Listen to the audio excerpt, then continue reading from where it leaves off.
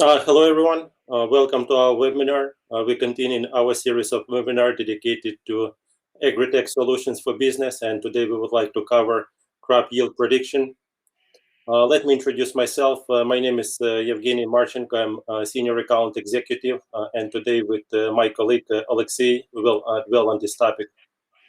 Yeah, I'm Aleksey Neskorovnyi. I'm business analyst in EOSDA. I'm very excited of this meeting. So thanks for joining. I hope our meeting will be productive and you will get a lot of insightful information. Looks like on this summer day, I think there is other activities that you could do, and you've chosen to spend this hour with us. So hopefully we will make your time worthwhile, and we'll provide you with some decent information about this specific service. Guys, if you could please put plus signs in a chat window if you can hear and see us all right, just to maybe test the quality of this video. Also, we would appreciate if you could maybe put country where you're joining us from today. So just to give us idea about our audience. So we understand that you will have a lot of international audience. So I see USA.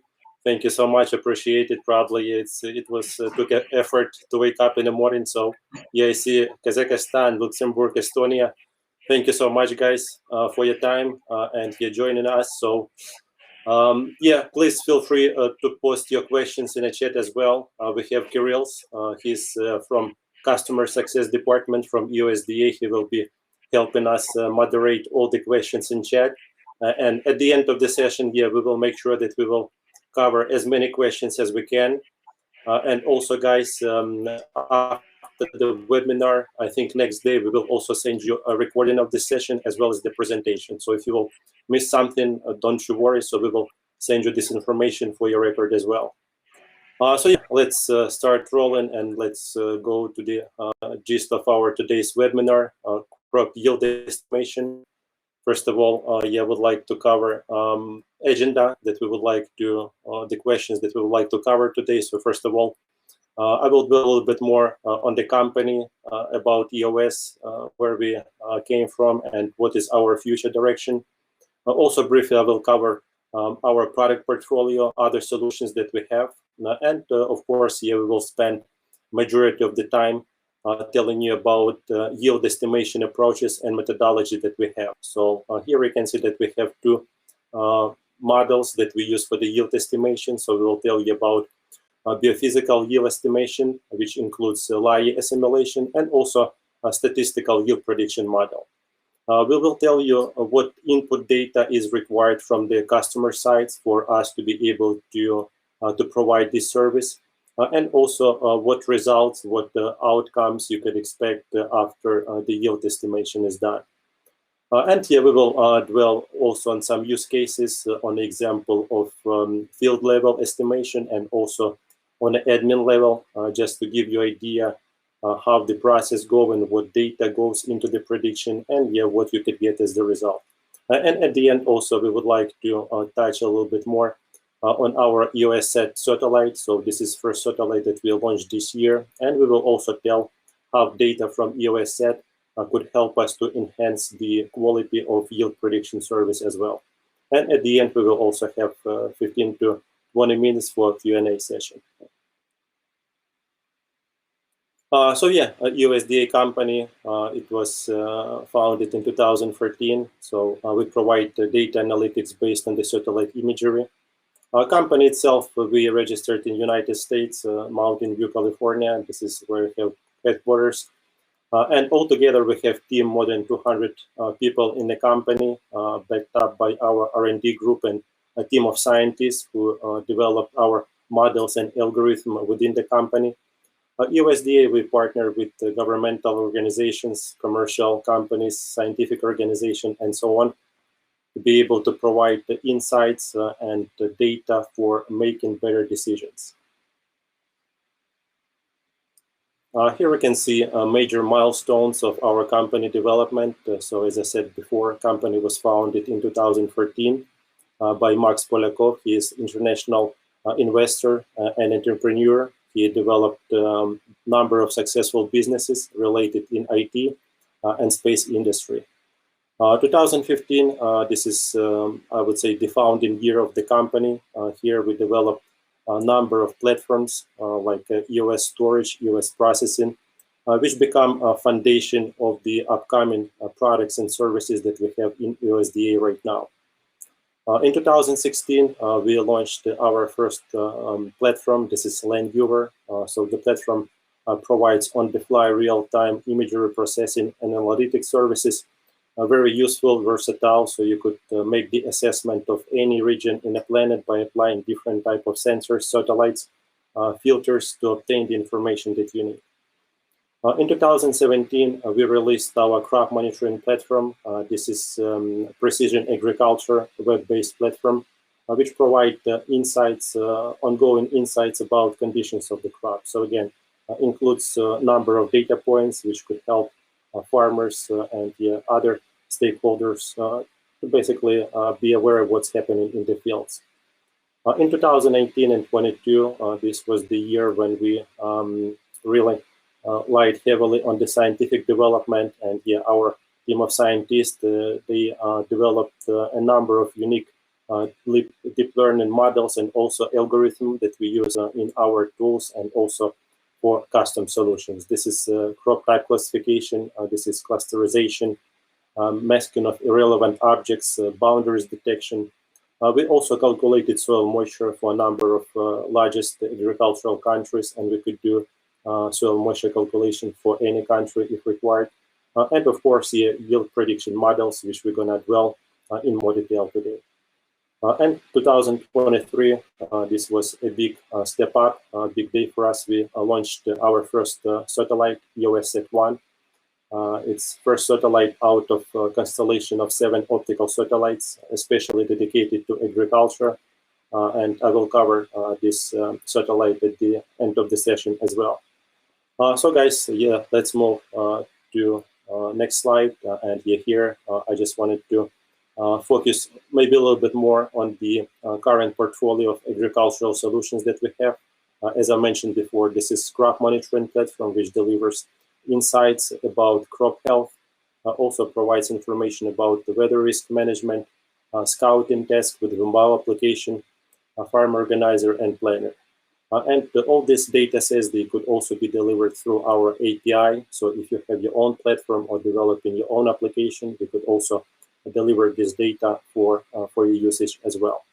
And here we have a number of custom solutions which not a part of platform or API, since they require some inputs from the customer sides. And they are crop classification, harvest monitoring, identification of the field boundaries, yield forecast and modeling, soil moisture analysis. And here these custom solutions we've done for a number of clients. And as an example, we did projects for the World Bank, Bayer, Horizon, Royal Bank of Canada, Syngenta, just to name a few, and many other customers who's already taken advantage of these solutions. Let's dive into yield estimation. And first of all, probably we should start from the definition. What is yield modeling or yield estimation? And Aleksey will be able to dwell on this.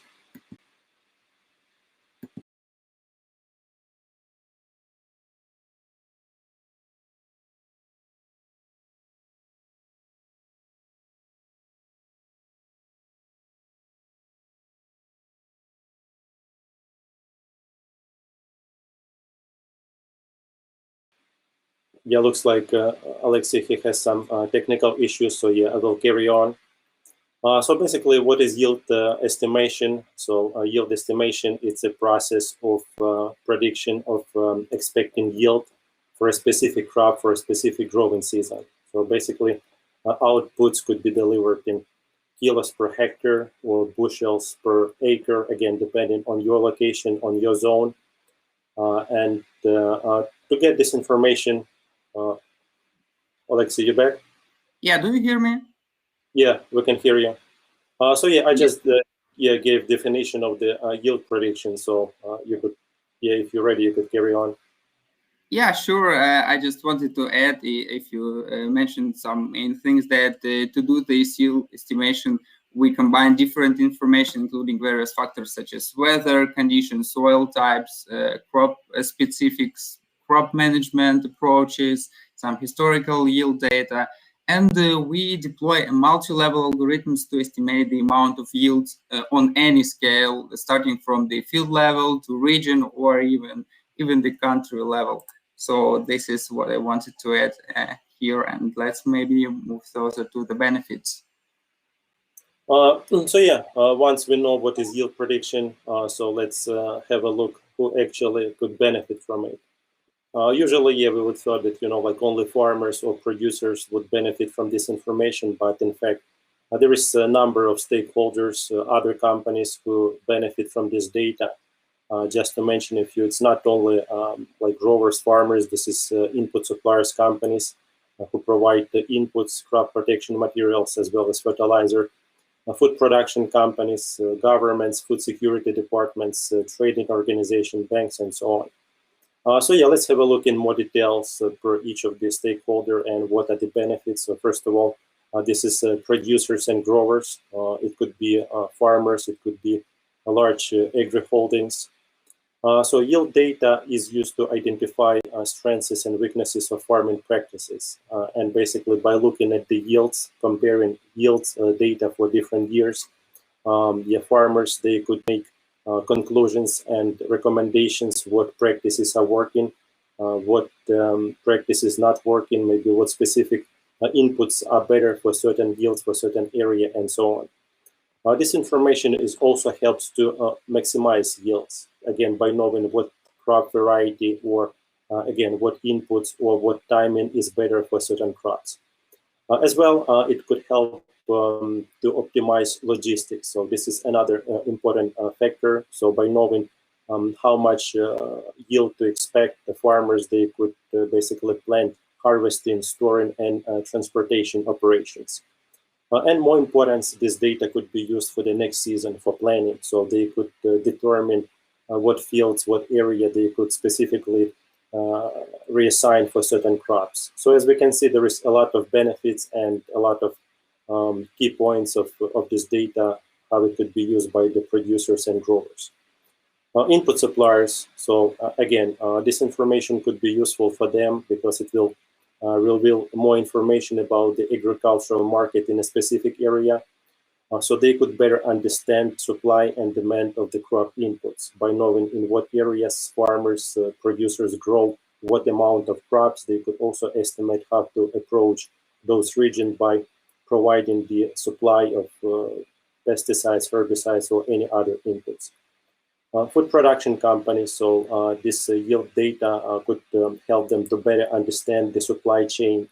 So they could understand what should be expected in terms of certain crops available on the market. So it also will help them to basically form a more risk-free business practices by understanding the outputs, understand if it's going to be a surplus or maybe shortage of some of the crops.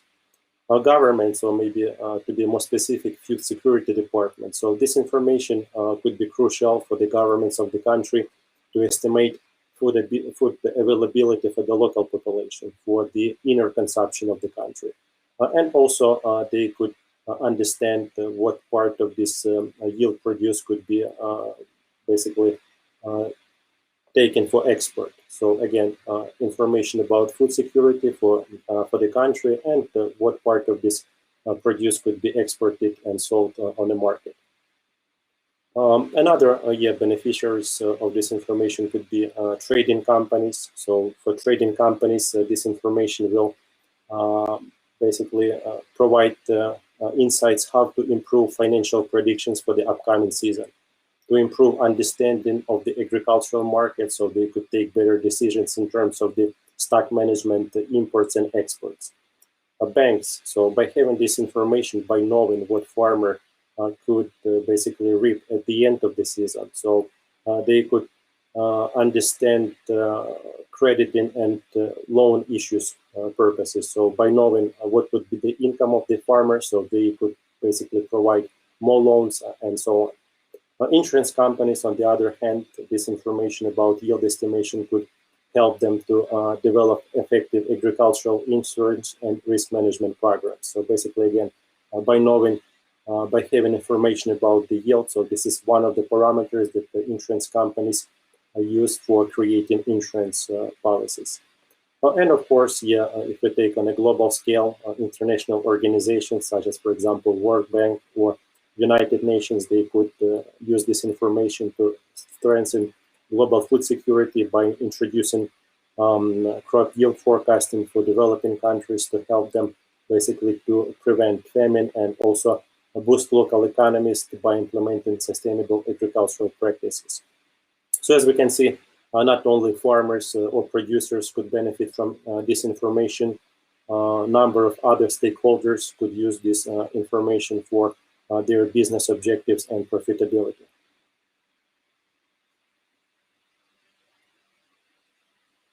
Do you hear me now? Yeah, we can hear you. So let's have a look at the approaches and methodology that we have.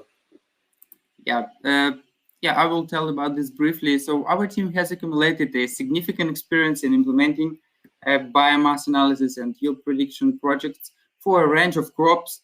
And during the implementation of this project, as well as through ongoing research that we have here in our company, our scientists tested a number of approaches and methodologies. And we have identified two main ones that we use in certain cases, depending on the specifics of the crop, of the region, or some other local factors.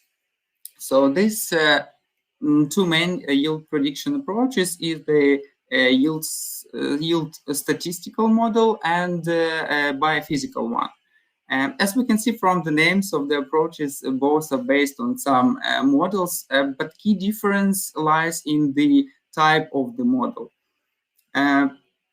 For example, the statistical model mainly relies on the range of available historical data, and the most important data set here is the historical information on crop yields over the last 3, 5, or in some cases even more years, if this data is available.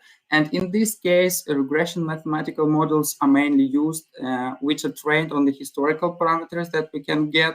And after the training, these models can predict the yield for the current season, taking into account the parameters of this particular season. On the other hand, the biophysical model relies on the physical parameters of the crop and its phenological specifics. Like, for example, crop variety, its growth cycle, important maturation stages, the water consumption, and the optimal temperature and humidity at each important maturation stage. So this model can even work without the yield statistics, and it determines the current stage of the crop and predicts the crop biomass for a specific date.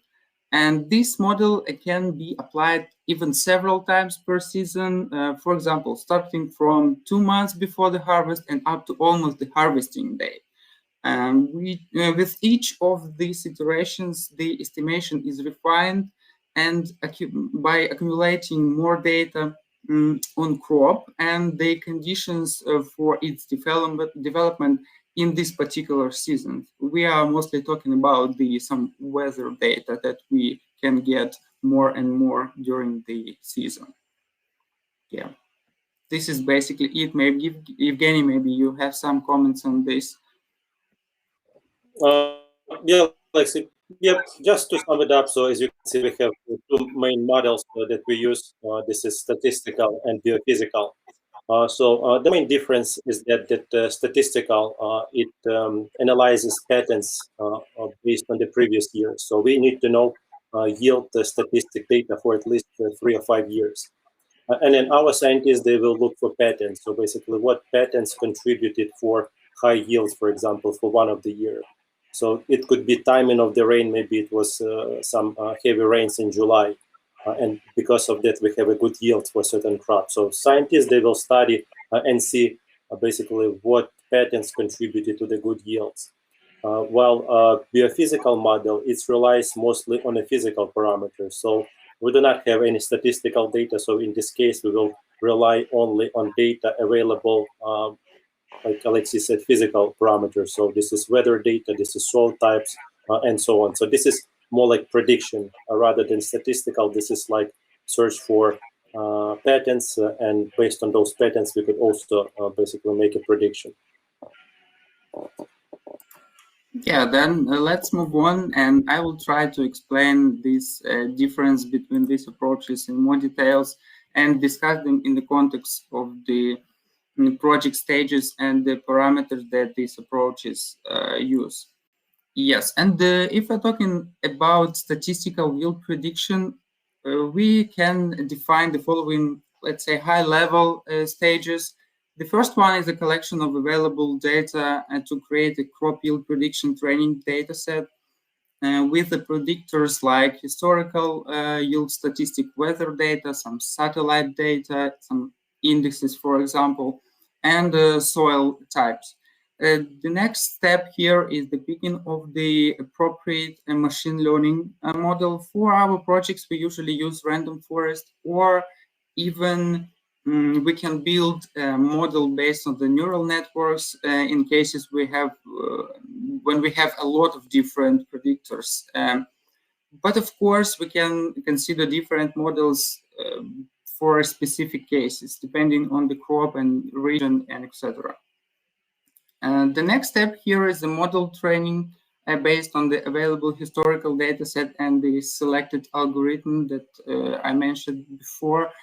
And the final one is the application of a trained model to predict yield for the current season for the target crop, and do some validation to understand the accuracies that we received. And if we receive, for example, accuracy that is not good enough for us, we can do some additional calibration for this model if necessary. And this model can only be used when there is a sufficient data set for training. And first of all, a historical yield data from the fields or from the region or district, depending on the level of precision that we require in this project. And by the way, the result of biophysical modeling can be one of the parameters of the statistical model. And let's now switch maybe to biophysical yield prediction parameters and stages. And here we have a different approach, mainly based on the crop specifics, its profile, and the conditions of its growth in the current season. The stages here also a bit different. The first one is the analysis of phenological data about the crop, research on crop profile and collection the specific information about this crop in this particular region that we target in our project. And then we collect the available data for this target season, but more detailed data. For example, if we're talking about the weather data, we collect information about rainfalls, humidity, wind, solar radiation. And if we're talking about the soil data, we collect water physical parameters of the soil, such as water field capacity, wilting point, rooting depth, and others. And here we also can collect some agro-management information. Sowing dates, availability, and maybe even the type of irrigation, some specifics of the tillage that applied on these fields or in this region, and other more detailed parameters. The second stage here is to create and calibrate the model. And here the main difference that we use the first model, but the first model that is adapted by our scientists for the specifics of our projects and our needs, and of course for needs of our clients. Also here at this stage, we can carry out some leaf area index assimilation to the model, but we will talk about it a bit later. Here, the next step is the simulation of the biophysical productivity parameters. We have some of these parameters like total above ground production, weight of storage organs, relative soil moisture, total water consumptions, and some others to predict the final result, to get the final result. And here the feature of this approach that we can update this analysis, this monitoring and estimation every 14 days to increase the accuracy by taking into account more and more data during the current season. And I would say the most important thing here is that this model can be used even in cases where historical yield data is not available for area of interest and for the target crop. Yeah, this is basically it about the approach in more details. Yevhenii, do you have something to add maybe? Yeah, Aleksey, thank you. I just wanted to point out that, as you mentioned, that we use adapted WFOSD model. I see some questions in chat, and asking about what model do we use. Yeah, the adaptation that is done to the WFOSD model, that we use region-specific data. So we take into account, for example, soil types, also weather data obtained from the area where we will do the yield estimation. So this is the adaptations that we do. Probably there is some others, but maybe more on a technical side, and we will consult with our scientists maybe to find out more details what changes are done. Also, as you mentioned, another thing that we use to improve the quality and accuracy, this is application of leaf area index, which we would like to cover on the next slide. Yeah, I will talk briefly about this approach, because this approach really can improve the accuracy. And again, the main approach here is that the model that we use is calibrated based on the values of leaf area index in different periods of the season, which significantly refines the results, since leaf area index values are calculated on the basis of the satellite images, and which means that this data that reflects the actual state of target crop on the target field, district, or region, depending on what level we are talking about. So maybe let's move on to the input data that we need from our clients to get great results and great accuracy. To be able to provide this exercise to make yield estimation, we would need to have some input data from our client sites, and there is, like we have divided into two blocks: must have and additional data, which will be a plus. So first of all, must have inputs. This is AOI, as we call it, or area of interest. So this information is must have. So we ask our clients to provide this information in digital file format. So we're asking for the outline of this area, either in KML or shape or any other basically applicable digital format.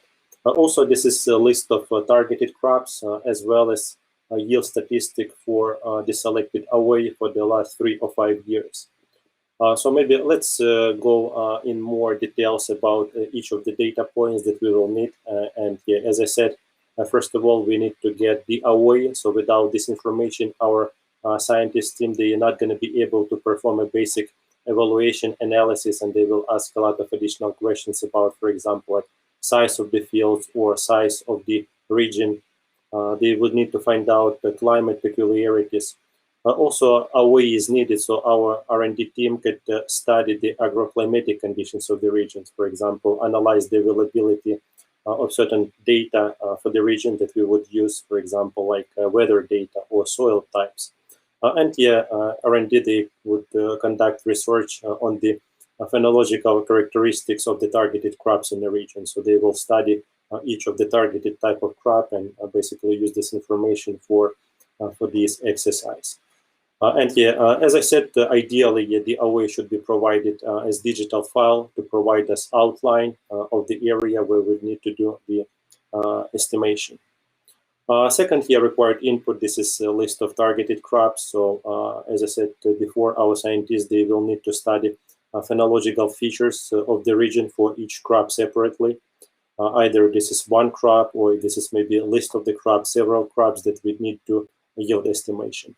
Also, a list of the crops will help our team to choose the best approach, the best model that could be used for the project, because it's possible that depending on the variety of the crops, either this is maybe one set of crops or maybe another set of the crops, different approaches could be applied, different models could be used for different target crops. So this is also important to have the full list of crops. And another input that is very important, this is historical yield statistics. Even though that we have biophysical model, which could be applied without having this historical yield statistics, still we included this data point into must-have, because this information will contribute to the higher accuracy of the outcome. So again, ideally, we ask our client to provide at least 3 to 5 years. But if you have more historical data available, that only will be a plus, and we will welcome that additional data set. So again, this is a very good, I would say, prerequisite for obtaining a high precision of estimation.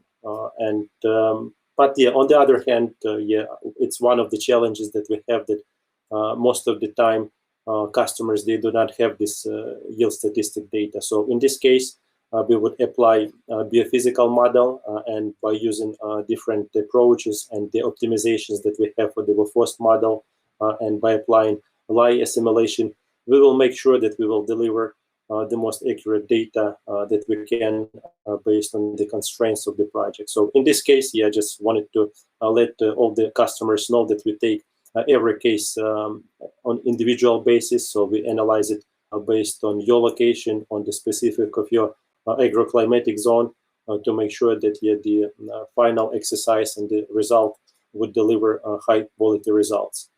And also for basically another input data that we need to have, this is which additional data we could use. So this is crop calendar and also agro management data. So crop calendar, we need to know dates when the certain crops are planted, and also what is the harvested date for this specific type of crops. Agro management data, this could be any additional data about mechanical practices which are done on a field, for example, or any inputs like fertilizer application, or if this irrigation field, so we need to understand when irrigation was applied, how many basically water was applied for the field, and so on. So this is agro management data. Soil maps and soil composition data. So if client have this data specifically for your region, this is a big plus. If not, we will find this data ourselves. So we will use open source data. Our scientists and the specialists will search for this data for the soil maps and soil composition, and they will use data anyway. But if you can provide it, that would be great. Weather data for the specific area of interest, again, the same. If you have access to any local sources of weather data, maybe some local stations that you have on the fields, again, that would be a big plus. If not, in this case, we will look for the data, weather data ourselves, and we will use weather data from our sources. Yeah, and I just wanted to add here a bit. So another important and maybe even the most important input is the requirements of our customers. So I mean, this can be questions like what special resolution is required for yield prediction for your goals. For example, this can be a very precise field level analysis, or per district, or per region, or even per country. Another question is what should be the report frequency? Let's say, is it enough for you to do some one-time calculation in the end of the season, or do you want to do some more frequent iteration, let's say once every 10-14 days. And another one is what should be the units of measurements of the final results. For example, this can be the kilogram per hectare, or let's say bushels per acre, or whatever. And these are also very important inputs because they can influence on the choice of the modeling approach for the project, and in general better understand the client's needs, pains and goals in order to provide the most convenient and effective solution for our clients. Yeah, and if we started to talk about the results of the projects, I want to briefly cover this topic as well. The usual formats in which we provide the results is an Excel file or vector mask. Usually it's shape files for the client's target area of interest, and these files, they contains an ID or a name of fields, or a district, or a region, if you're talking about the region level, and the predicted yield itself in agreed units or measurements. For example, as I said previously, bushels per acre or something like this. And also, such files may contain other necessary information at the requests of our clients. For example, it can contain crop ID or crop name, season for which the analysis was carried out, maybe even applied approaches, and many others. But if the needs of our clients differ, we can provide some more specific output formats. We can potentially provide, for example, a CSV file or GeoJSON file as a result with some metadata. This is mainly for cases when our clients want to visualize their results on their web platform. Some platforms or some websites, or etc. And in addition, we can provide a more detailed report with more statistics, analytics, charts, tables, maps, some recommendations for scaling the projects, and many other options. So as you can see, we are open to discussing any formats, and we can be very flexible with the formats if we have the key deliverables, because our team has a wide experience with different clients and different requirements. Yeah, but so maybe we now will switch to some examples that we have. Yeah, definitely, Alexey. So let's have a look at the examples, and maybe on these examples on the administrative and also field level, we could explain a little bit more clearly what data is used and how the results could be, the outputs of this yield estimation exercise could look like.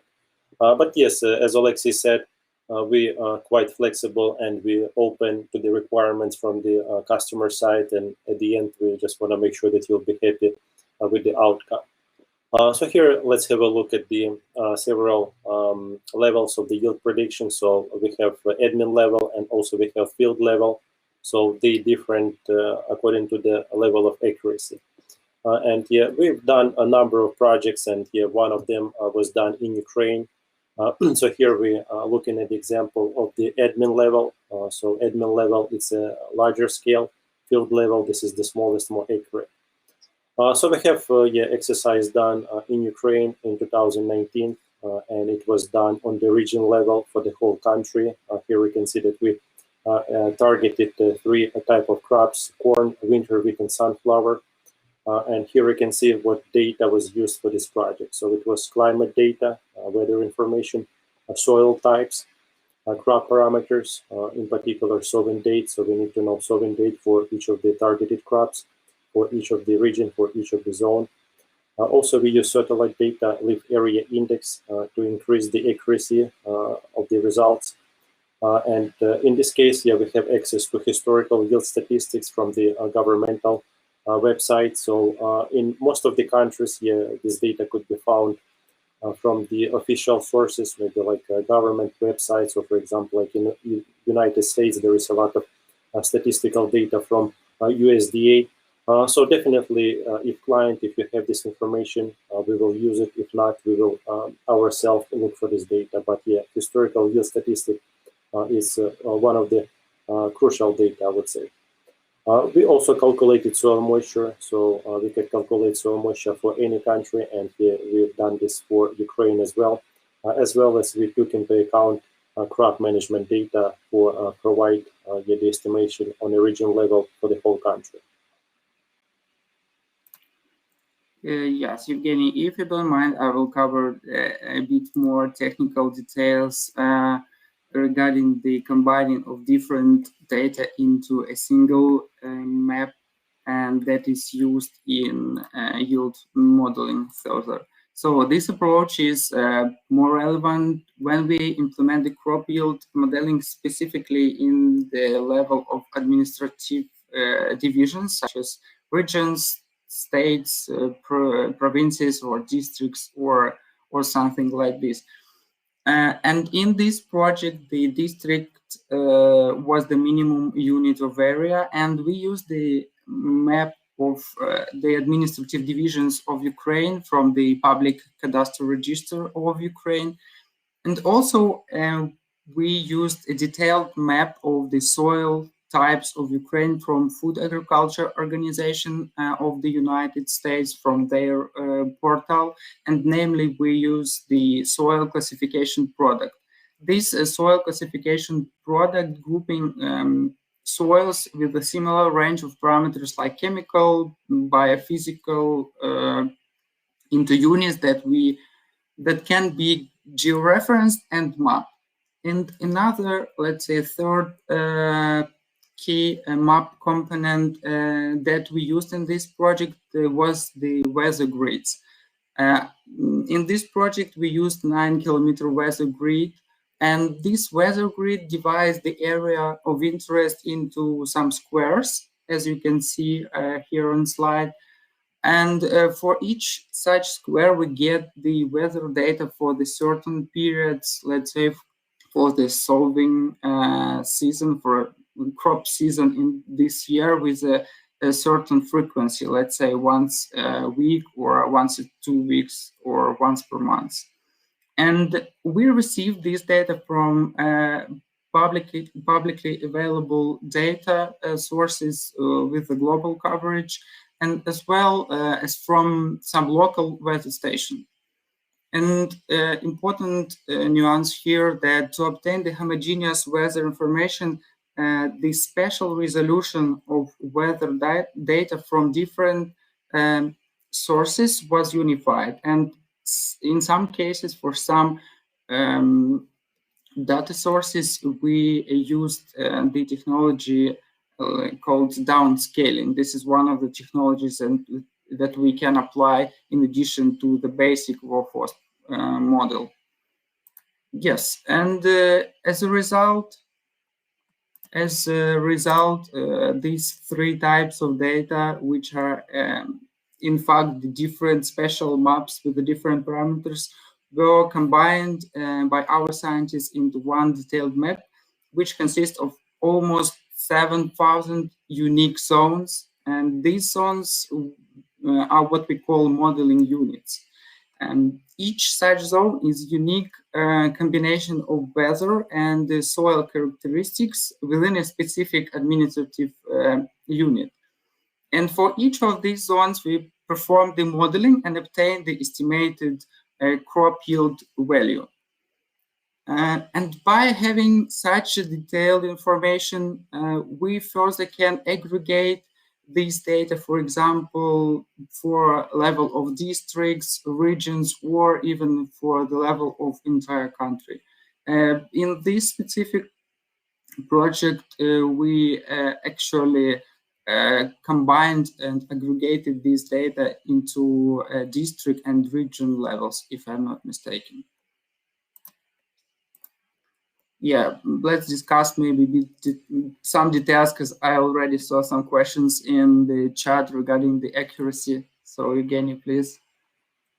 Yeah, Alexey, thank you. So yeah, let's have a look actually at the outcomes. So as Alexey mentioned, we could do it for different levels. And here, if you have a look at the left-hand side of your slide, please, so you could see what is the prediction of the potential biomass of winter wheat as predicted of June 1st, 2019 in tons per hectare. So we could see that eastern part of the country highlighted in dark green, meaning that the estimation is that at this biomass level we could expect about 9 tons per hectare, while we could see in the middle of the country, in the central part and closer to the western part of the country, that the productivity is falls off. So we could see that the range expected of yield is about 7 to 9 tons per hectare.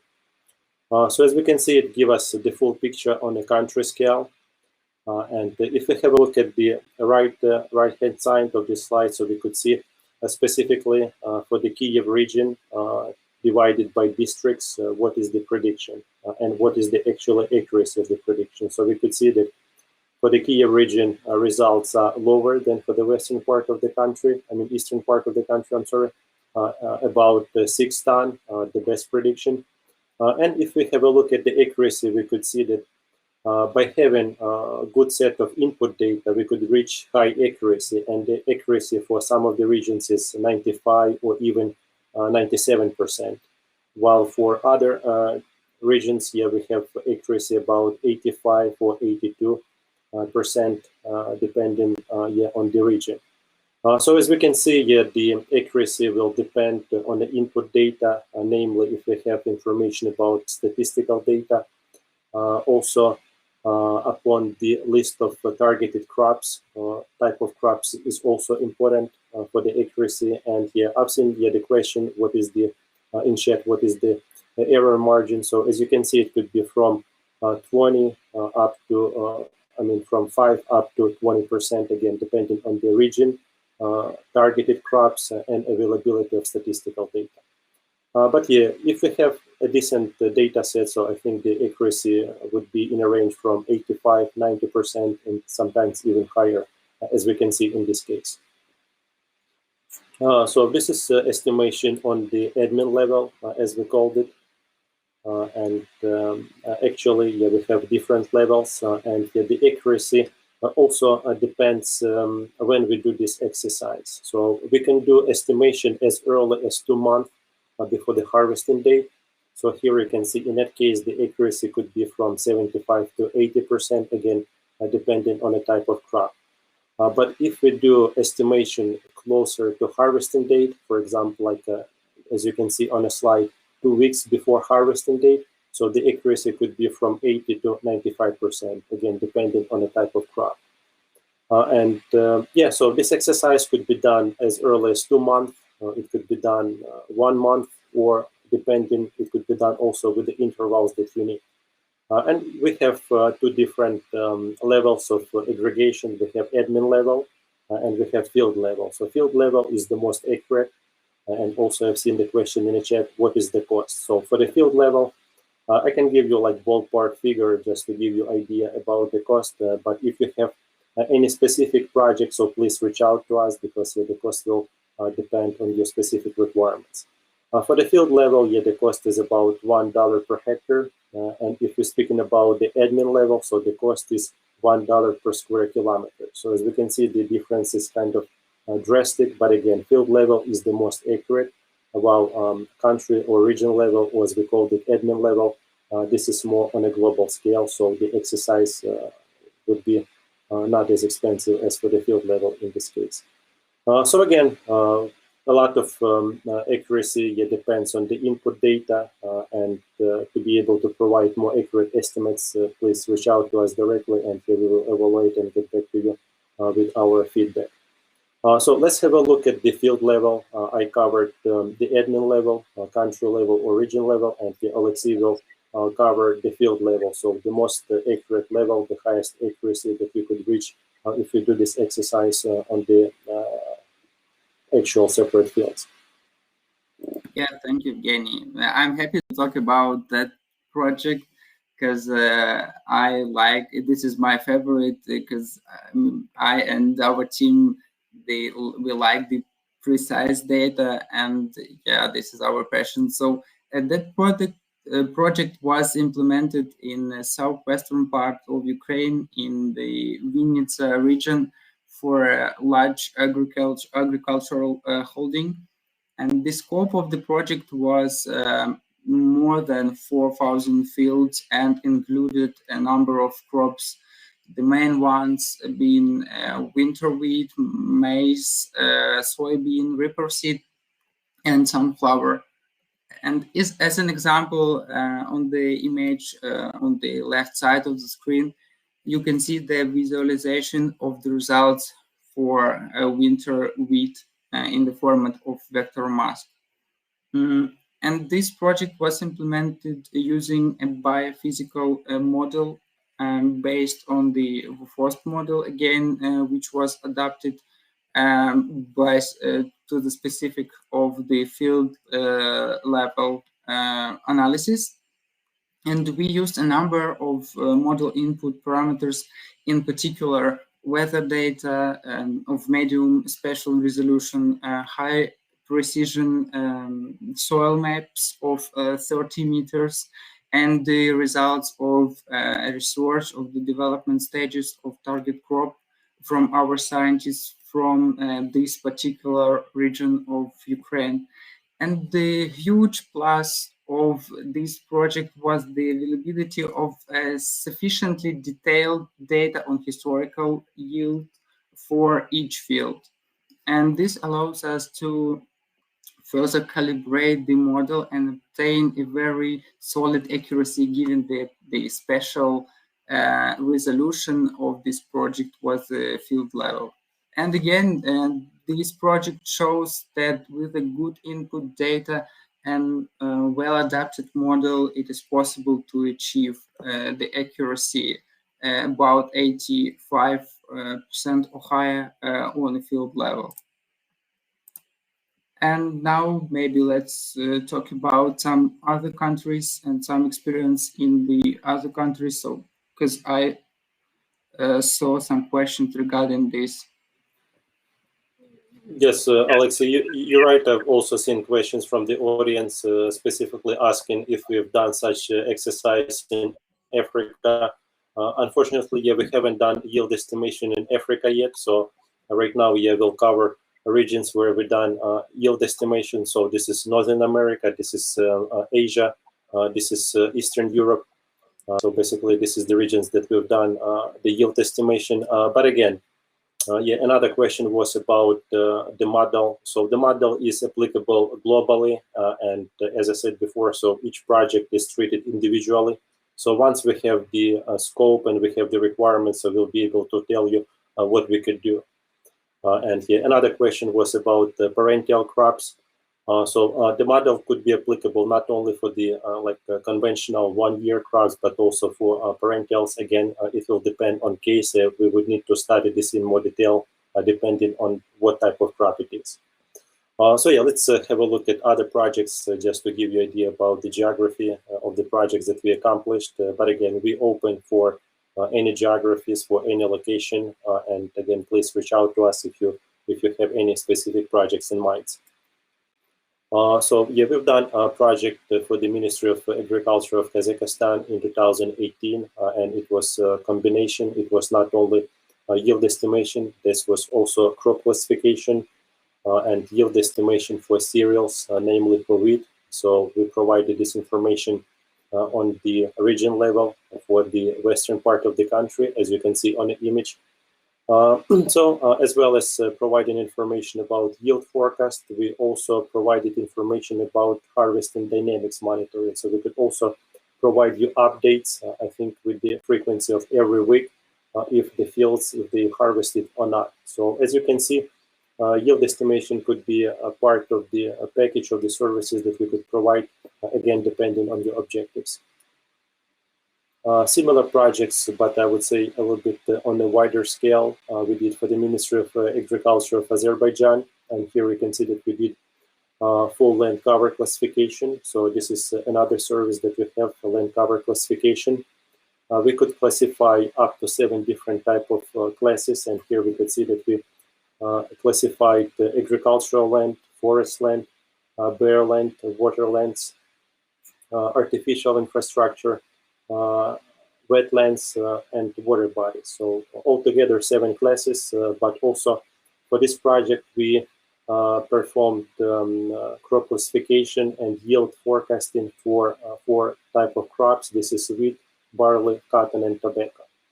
Again, as I said before, so each project is individual, and we need to know more information to be able to provide what can be done for the specific region or for the specific type of crop.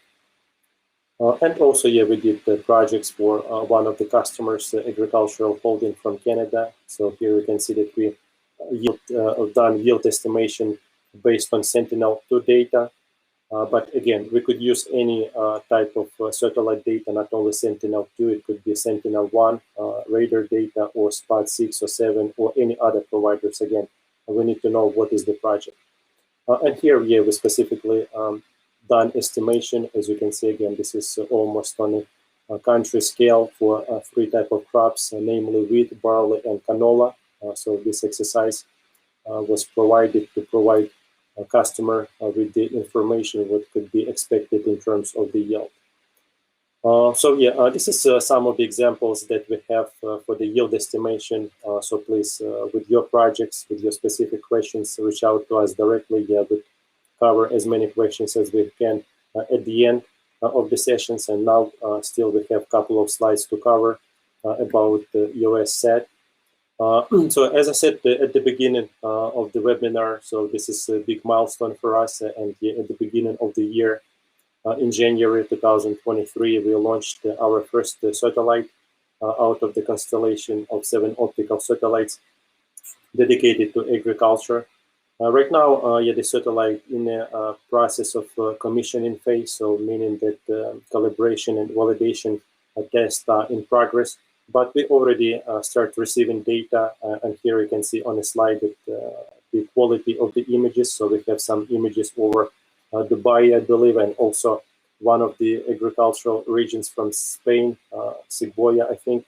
So as you can see, the resolution and the accuracy of the data will help us to enhance existing solutions that we have, namely yield estimation, because we could use indices and leaf area index data to make yield estimation more accurate. But also, we have plans, and our plans, they stretch far beyond 2025. This is the year that we would like to assemble the full constellation. So we have our strategy written up to 2030. By having our source of data will be much more flexible in terms what solutions we could deliver to our clients. And again, the satellite, it was built actually by looking at the challenges that we have in agriculture. So by looking what challenges are faced in farming, the technical characteristics of the satellite were designed. Speaking about spatial resolution and the set of bands. So we have a multispectral set of bands with a resolution of 3 meters, which allow us to obtain high quality insights about state of agricultural or forest areas. Here we can see the unique combination of EOS SAT bands, what it could be used for. So we are already developing and we are planning to enhance our existing solutions by complementing data from EOS SAT 1. So we would like to provide more information, I would say recommendation about efficient input management. Also, dwell a little bit more to provide more recommendations for application of fertilizer or irrigation, as well as recommendation on diseases and pest prediction. Again, we will enhance existing crop classification and also develop new solutions, for example, like yield modeling prediction. So we're planning to build some enhanced yield estimation data, which will be integrated into our crop monitoring platform. And this feature is actually planned for the end of this year. So as you can see, we have many plans in terms of using EOS SAT data. Aleksey, I see that you would like to add something.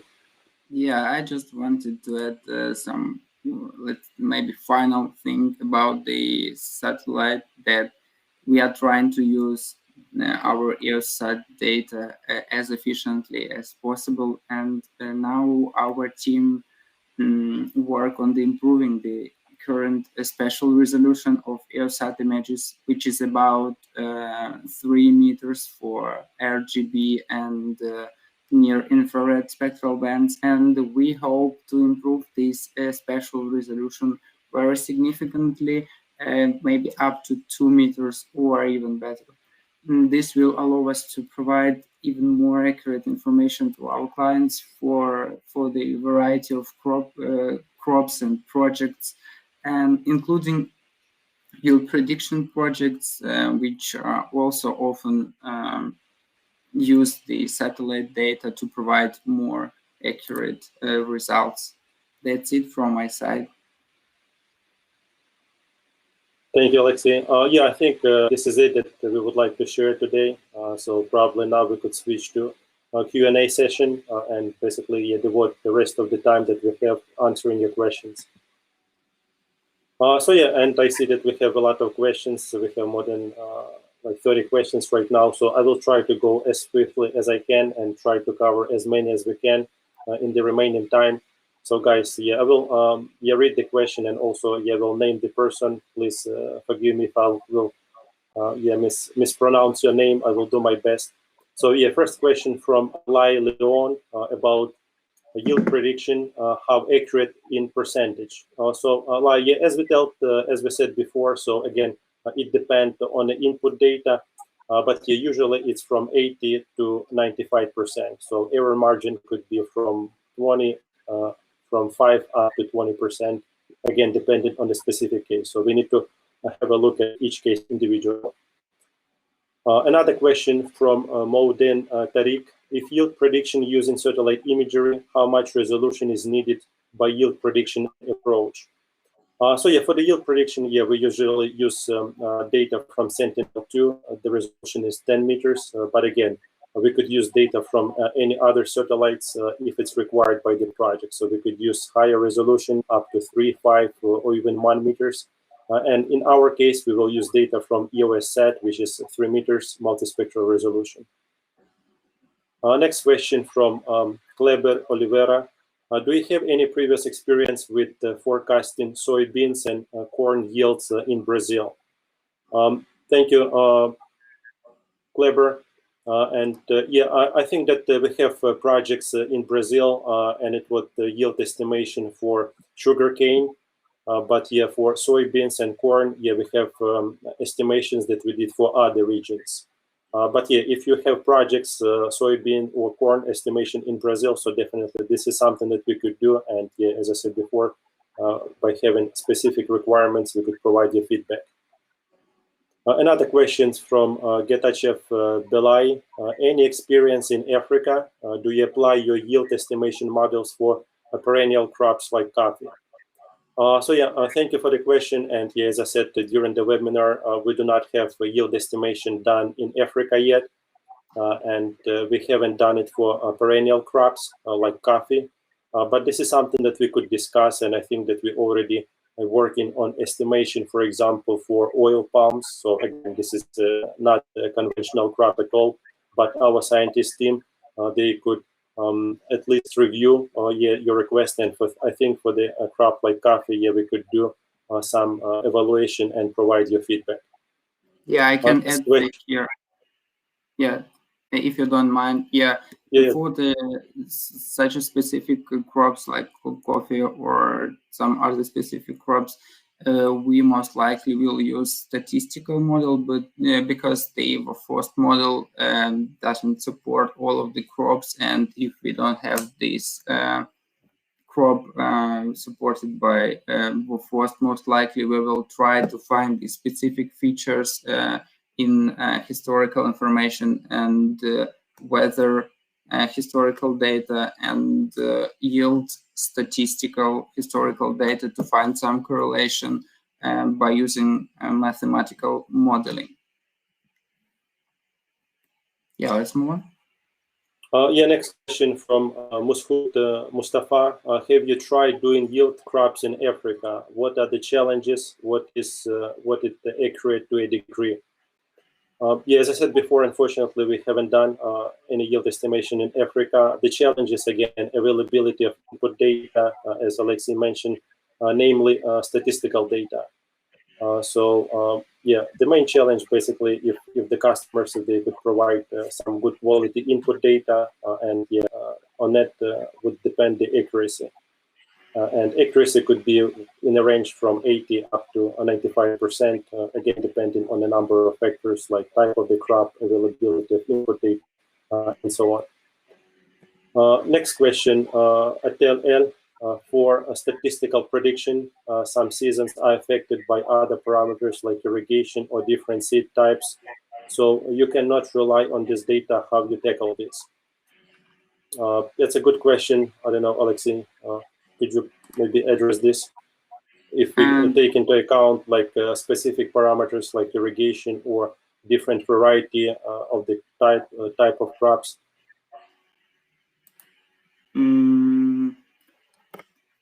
Yes, we can apply these data by using the statistical model, because this is, let's say, this is machine learning approach, and this machine learning approach can find some dependencies and relations between a lot of factors. This is all depends on how we will build the model. Okay, thank you. Another question from Hamid Salah. What is the adaptation done on the WOFOST model? So what adaptations we've done to the WOFOST? So yeah, from my side, I could tell that we use region-specific data. So we use soil types, we use weather data, statistical data that we could find specifically for the region where we'll do the yield estimation. Okay, Aleksey, maybe you have something to add? Yeah, this is more technical question, and maybe we will answer this by mail additionally. But as far as I know, we do some downscaling in the weather data to get, let's say, more precise weather data before we use it in the model. For example, we can get 3-kilometer grid from 9-kilometer grid or something like this. And another one important thing that we automated these steps that model used by our technical team, and we used the Amazon computing facilities to increase the efficiency of the calculations itself. Yeah, this is what I can comment for now, but we will provide you with more details by mail. Okay, thank you. Again, I see that Hamid Salah is very active. Another question from him. Apart the delay, how many crops the model is calibrated for? I'm not sure that I understand correctly this question, but if you're talking about the crops for what we have model calibrated, is something about more than 10, I would say. I don't have this exact information right now, but more than 10, I believe. And regarding the leaf area index, I think it can be applied to any crop that, for which this index is the important parameter. Okay, another question from Masoud Mustafa. What is lie assimilation? Yeah, as we discussed, that the lie assimilation is the methodology when we collect the information from the satellite, we calculate the lie index, and our first model, this is technologies that can be applied to the first model, to biophysical approach. The biophysical model itself, it produces the values of the leaf area index on different stages of the season and of the crop growth. And if we compare this modeled data with the satellite-based data, with the actual situation on the fields, and if we have some difference in these values, we can calibrate the model and we will get the better results. Something like this in a few words. Okay. Another question, do you also have some concrete example using open yield statistic data at country level for any crop? So yeah, as we showed in a presentation here, we used open statistical data as we did yield estimation for Ukraine for 2019 for 3 different type of crops. So yeah, we applied open data, statistical data. Another questions from Anduka. You gather lots of data from farmers. How safe are this data with you? Yeah, actually, this is a great question. And yeah, Duka, we do not share any data that we collect from the farmers. We charge our clients money basically for the services. So all the data that's shared with us is stored safely. If needed, we will sign NDA to make sure that the data will stay safely and not gonna go anywhere.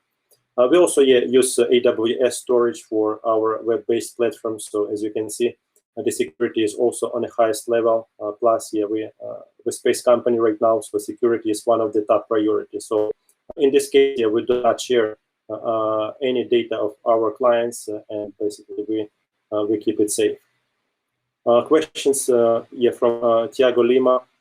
This data is uploaded live to Operations Center and or field view type of applications. Can you pull it directly from them? Aleksey, can we pull some, as I understand, means if we could pull some statistical data from applications like field view and so on, is this possible?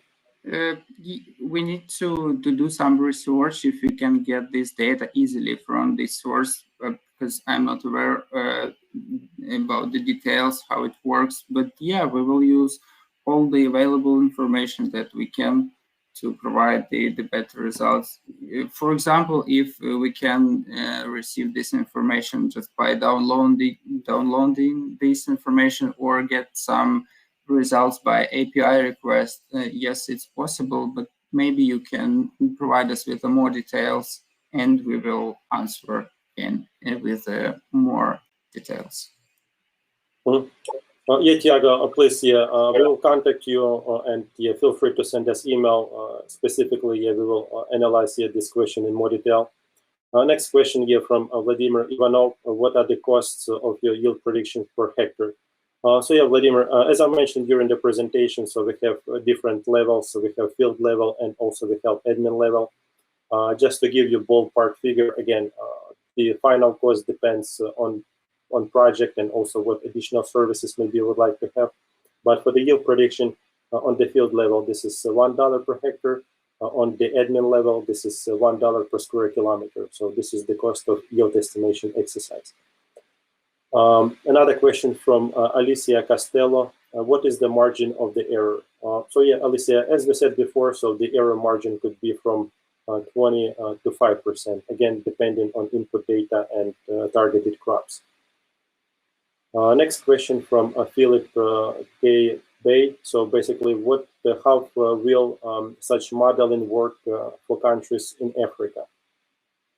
So I think, in this case, I mean, the model will work well. We just need to have input data, so which is namely statistical data and also information about targeted crops. And here, definitely, we use region-specific data like soil types and so on. So as you can see, the data will be taken according to the location. So regardless of the continent, the model should work well. Unless, Aleksey, you've got something to add about the specifics of using models in maybe Africa in particular? Not actually. You're totally right. So if we get enough accurate and relevant data, so everything is possible in any country.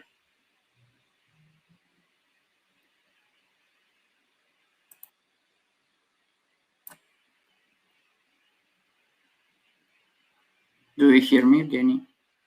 Yeah, I can hear you. I just actually, I'm sorry, going through the questions, some of the questions I repeated, so I'm not gonna Yeah, sorry guys, I'm not gonna read, like the questions which are repeated because we already answered them. Let's maybe answer for some other questions that we have.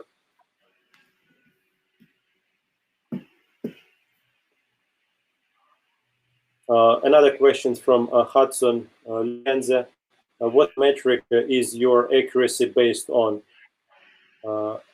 MAE, RSME accuracy, or yield values? I don't know, Aleksey. Yeah, I'm not sure that I can comment on this right now, but one of the ways to validate the data is to compare the modeled results with the actual yields after the harvesting.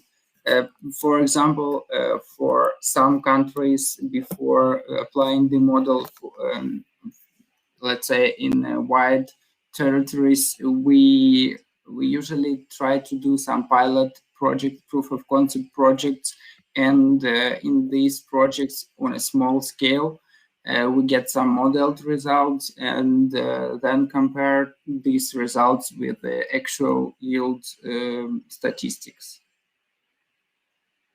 Okay, thank you. Another question from Philip. I'm interested in industrial rice production in Africa. How can your model be used to enhance this project?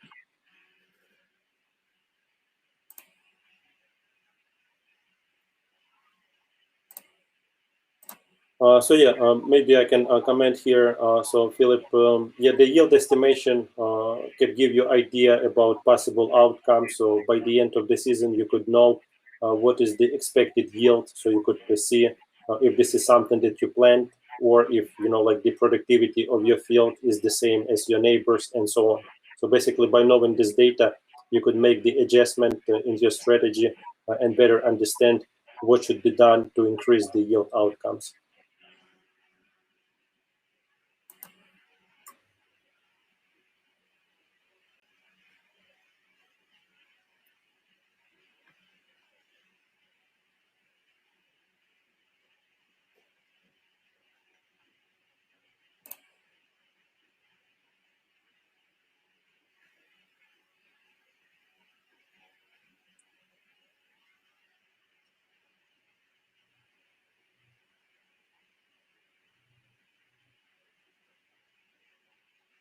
Another question here from Juma Makandi. What is the constellation mean, and how do we interpret lie in different crop type in same field?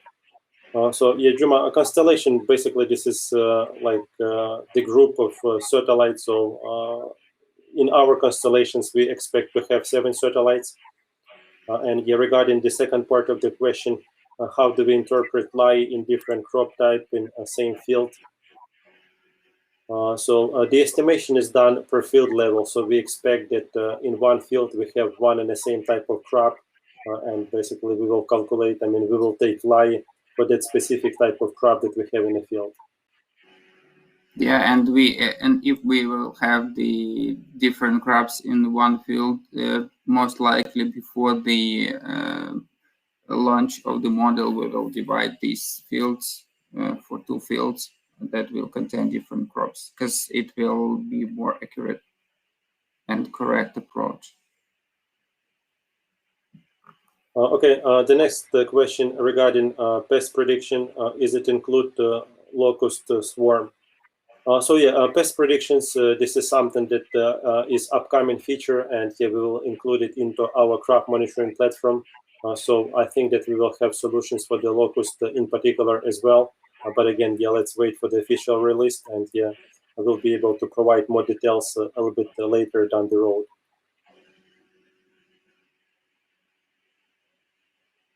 Another question from Hudson. For biophysical yield prediction, how much do the estimation accuracy vary over the different iterations? Yeah, we discussed this partially. So with each iteration, the accuracy can increase greatly.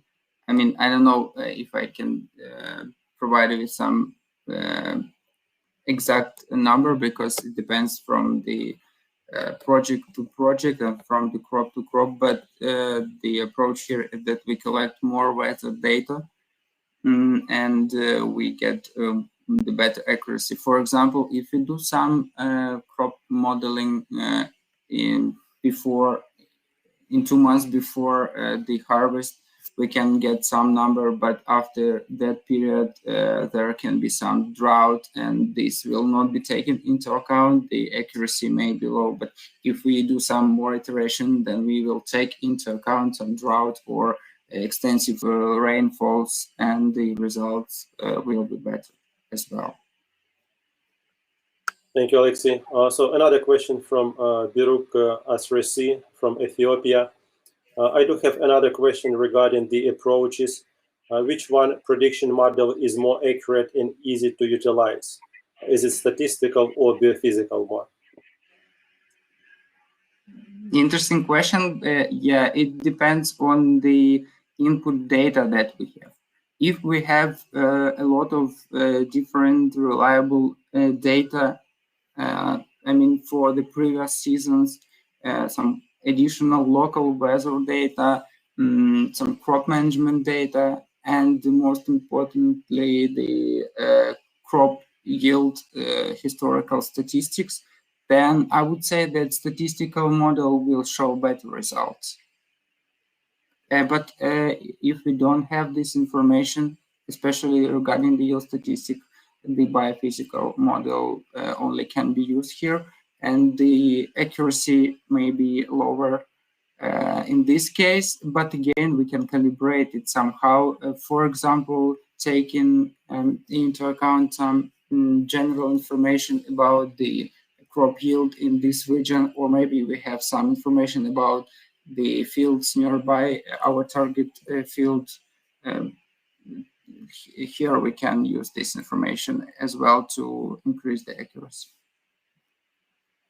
Okay, thank you, Aleksey. Yeah, another question from Ray.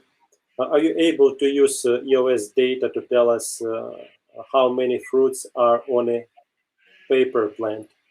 Example, plant by plant analysis on farm. So Ray, yeah, as we mentioned during the presentation, so the highest accuracy level is done on a field level, and I understand.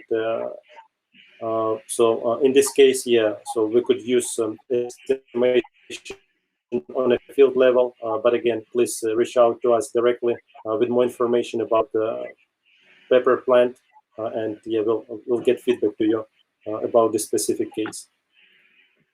Yeah, we have another question from Asefa. Can you promise on future coverage of EOSDA on Africa by country? Again, Asefa from Ethiopia. So yeah, Asefa, so the coverage is done globally, and right now when we have one satellite, so the coverage will take more time. But again, the satellite covers all the agricultural zones worldwide. So we will definitely have coverage over the Ethiopia. And in future, when we increase the number of satellites, so revisit time and data availability would be like more plentiful. But yeah, definitely we'll have some data over Ethiopia as well. Another question from Juma. In Tanzania, most of our farmers do practices mixed farming. So how do we run yield prediction model for this situation? Yeah, Juma, in this case, yeah, that would be hard because yeah, usually we do estimation based on a field level. So in this case, it should be one type of crop per field.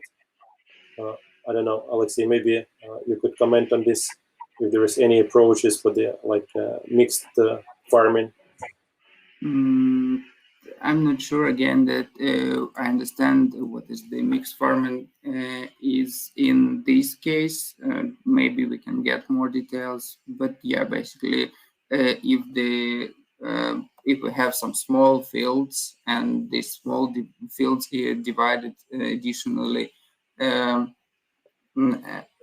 we grow the different crops on these small fields, or we grow some let's say fields between the rows of other crop. This is quite difficult for us. We will choose the majority one, and we will analyze this one, but this approach can be less accurate because of the some distortions because we will capture some information regarding the another crop that grows on this field from satellite data, I mean indices.